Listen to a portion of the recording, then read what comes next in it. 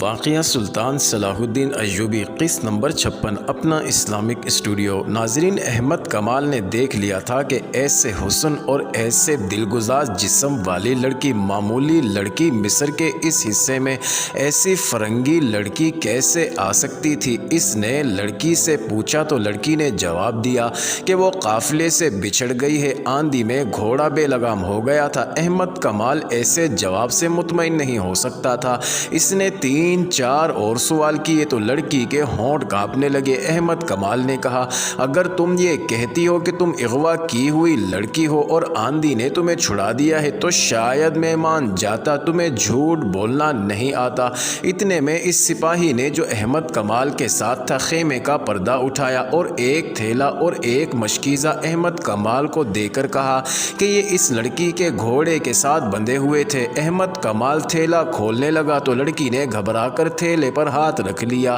اس کے چہرے کا رنگ بدل گیا۔ احمد کمال نے تھیلا اسے دے کر کہا، لو اسے خود کھول کر دکھاؤ۔ ناظرین، لڑکی کی زبان جیسے گنگ ہو گئی تھی۔ اس نے بچوں کے انداز سے تھیلا پیٹھ پیچھے کر لیا۔ احمد کمال نے کہا، یہ تو ہو نہیں سکتا کہ میں تمہیں کہہ دوں کہ جاؤ، چلی جاؤ، مجھے کوئی حق نہیں پہنچتا کہ تمہیں روکوں۔ ایک ایسی لڑکی کو آبادیوں سے دور اکیلی گھوڑے پر بے ہوشی کی حالت میں بھٹکتی ہوئی پائی گئی ہے، اسے میں اکیلا نہیں چھوڑ سکتا۔ یہ میرا انسانی فریضہ ہے، مجھے اپنا ٹھکانہ بتا دو، میں تمہیں اپنے سپاہیوں کے ساتھ حفاظت سے پہنچا دوں گا۔ اگر نہیں بتاؤ گی تو تمہیں مشتبہ لڑکی سمجھ کر قاہرہ اپنی حکومت کے پاس بھیج دوں گا۔ تم مصری نہیں ہو، تم سوڈانی بھی نہیں ہو۔ لڑکی کے آنسو بہنے لگے۔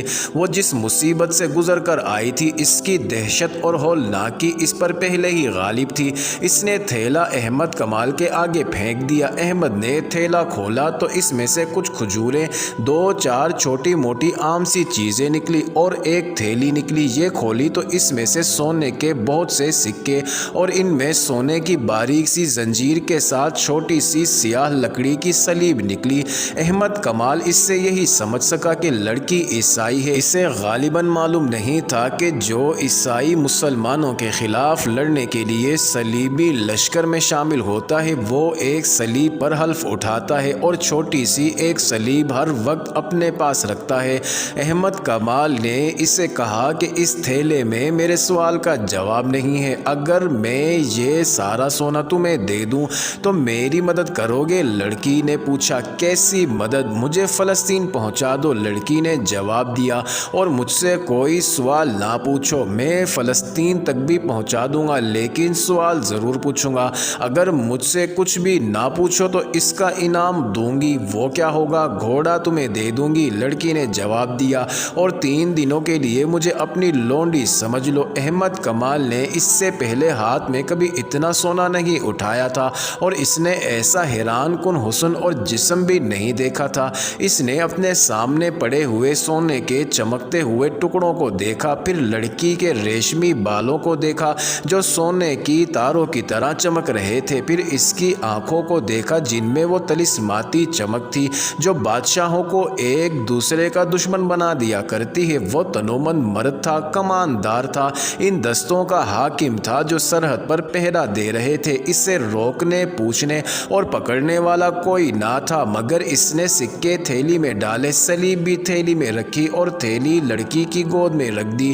کیوں؟ لڑکی نے پوچھا، یہ قیمت تھوڑی ہے؟ بہت تھوڑی، احمد کمال نے کہا، ایمان کی قیمت خدا کے سوا کوئی نہیں دے سکتا۔ لڑکی نے کچھ کہنا چاہا لیکن احمد کمال نے اسے بولنے نہ دیا اور کہا، میں اپنا فرض اور اپنا ایمان فروخت نہیں کر سکتا۔ سارا مصر میرے اعتماد پر آرام کی نیند سوتا ہے۔ 3 مہینے گزرے، سوڈانیوں نے قاہرہ پر حملہ کرنے کی کوشش کی تھی۔ اگر میں یہاں نہ ہوتا اور اگر میں ان کے ہاتھ اپنا ایمان فروخت کر دیتا تو یہ لشکر قاہرہ میں داخل ہو کر تباہی برپا کر دیتا۔ تم مجھے اس لشکر سے زیادہ خطرناک نظر آتی ہو۔ کیا تم جاسوس نہیں ہو؟ نہیں، تم یہی بتا دو کہ تمہیں آندھی نے کسی ظالم کے پنجے سے بچایا ہے یا تم آندھی سے بچ کر نکلی ہو؟ لڑکی نے بے معنی سا جواب دیا تو احمد کمال نے کہا، مجھے تمہارے متعلق یہ جاننے کی ضرورت نہیں کہ کون ہو اور کہاں سے آئی ہو۔ میں تمہیں کل قاہرہ کے لیے روانہ کر دوں گا، وہاں ہمارا جاسوسی اور سراغ رسانی کا ایک محکمہ ہے، وہ جانے اور تم جانو، میرا فرض پورا ہو جائے گا۔ اگر اجازت دو تو میں اس وقت ذرا آرام کر لوں۔ لڑکی نے کہا، کل جب قاہرہ کے لیے مجھے روانہ کرو گے تو شاید تمہارے سوالوں کا جواب دے دوں۔ لڑکی رات بھر کی جاگی ہوئی اور دن کے ایسے خوفناک سفر کی تھکی ہوئی تھی، لیٹی اور سو گئی۔ احمد کمال نے دیکھا کہ وہ نیند میں بڑبڑاتی تھی، بے چینی میں سر ادھر ادھر مارتی تھی اور ایسے پتہ چلتا تھا جیسے خواب میں رو رہی ہو۔ احمد کمال نے اپنے ساتھیوں کو بتا دیا کہ ایک مشکوک فرنگی لڑکی پکڑی گئی ہے جسے کل قاہرہ بھیجا جائے گا۔ اس کے ساتھ ہی احمد کمال کے کردار سے واقف تھے، کوئی بھی ایسا شک نہیں کر سکتا تھا کہ اس نے لڑکی کو بدنیتی سے اپنے خیمے میں رکھا ہے۔ اس نے لڑکی کا گھوڑا دیکھا تو وہ حیران رہ گیا کیونکہ گھوڑا اعلیٰ نسل کا تھا۔ جب اس نے زین دیکھی تو اس کے شکوک رفع ہو گئے۔ زین کے نیچے مصر کی فوج کا نشان تھا۔ یہ گھوڑا احمد کمال کی اپنی فوج کا تھا۔ حبشیوں نے آندھی کی وجہ سے تعاقب ترک کر دیا تھا، وہ واپس زندہ پہنچ گئے تھے۔ پروہت نے فیصلہ دے دیا تھا کہ لڑکیاں آندھی میں ماری گئی ہوں گی، لہٰذا تعاقب میں کسی کو بھیجنا بیکار ہے۔ وقت بھی بہت گزر گیا تھا لیکن رجب پر آفت نازل ہو رہی تھی۔ اس سے حبشی بار بار یہی ایک سوال پوچھتے تھے، لڑکیاں کہاں ہیں؟ اور قسمیں کھا کھا کر کہتا تھا کہ مجھے معلوم نہیں۔ حبشیوں نے اسے اذیتیں دینی شروع کر دی، تلوار کی نوک سے اس کے جسم میں زخم کرتے اور اپنا سوال دہراتے تھے۔ حبشیوں نے اس کے ساتھیوں کو بھی درختوں کے ساتھ باندھ دیا اور ان کے ساتھ بھی یہی ظالمانہ سلوک کرنے لگے۔ رجب کو خدا اپنی قوم اور ملک سے غداری کی سزا دے رہا تھا۔ رات کو بھی اسے نہ کھولا گیا، اس کا جسم چھلنی ہو گیا تھا۔ احمد کمال کے خیمے میں لڑکی سوئی ہوئی تھی، وہ سورج غروب ہونے سے پہلے جاگی تھی۔ احمد کمال نے اسے کھانا کھلایا تھا، اس کے بعد وہ پھر سو گئی تھی۔ اس سے 2-3 قدم دور احمد کمال سویا ہوا تھا۔ رات گزرتی جا رہی تھی، خیمے میں دیا جل رہا تھا۔ اچانک لڑکی کی چیخ نکل گئی، احمد کمال کی آنکھ کھل گئی، لڑکی بیٹھ گئی تھی، اس کا جسم کانپ رہا تھا، چہرے پر گھبراہٹ تھی۔ احمد کمال اس کے قریب ہو گیا، لڑکی تیزی سے سرک کر اس کے ساتھ لگ گئی اور روتے ہوئے بولی، ان سے بچاؤ، وہ مجھے مگرمچھوں کے آگے پھینک رہے ہیں، وہ میرا سر کاٹنے لگے ہیں۔ کون؟ وہ بدے حبشی، لڑکی نے ڈرے لہجے میں کہا۔ وہ یہاں آئے تھے۔ احمد کمال کو حبشیوں کی قربانی کا علم تھا، اس سے شک ہوا کہ اسے شاید قربانی کے لیے لے جایا جا رہا تھا۔ اس نے لڑکی سے پوچھا تو لڑکی نے بازو احمد کمال کے گلے میں ڈال دیے، کہنے لگی، مت پوچھو، میں خواب دیکھ رہی تھی۔ احمد کمال دیکھ رہا تھا کہ وہ بہت ہی ڈری ہوئی تھی۔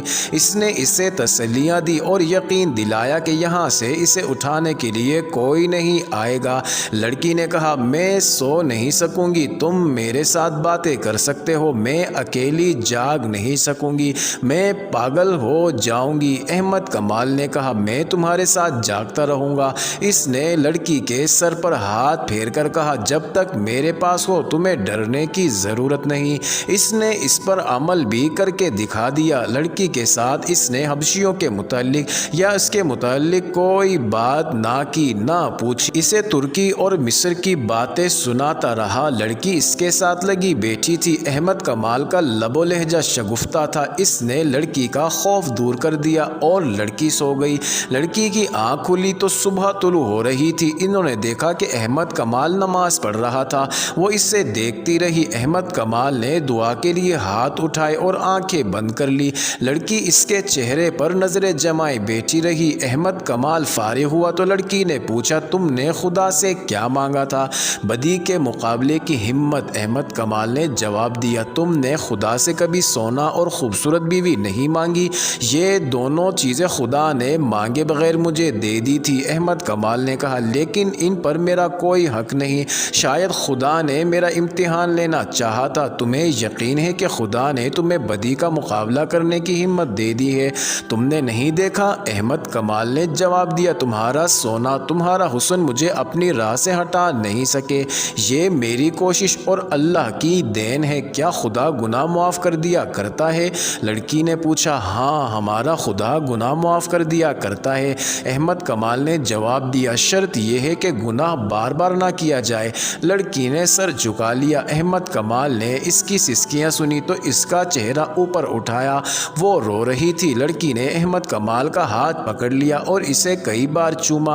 अहमद कमाल ने अपना हाथ पीछे खींच लिया। लड़की ने कहा, आज हम जुदा हो जाएंगे, तुम मुझे काहिरा भेज दोगे, मैं अब आज़ाद नहीं हो सकूंगी। मेरा दिल मजबूर कर रहा है कि तुम्हें बता दूं कि मैं कौन हूं और कहां से आई हूं, फिर तुम्हें बताऊंगी कि अब मैं क्या हूं। मोअज़्ज़िज़ नाज़रीन, ये इंटरेस्टिंग वीडियो जारी है। अगली वीडियो किस नंबर 57 में देखना मत भूलिएगा।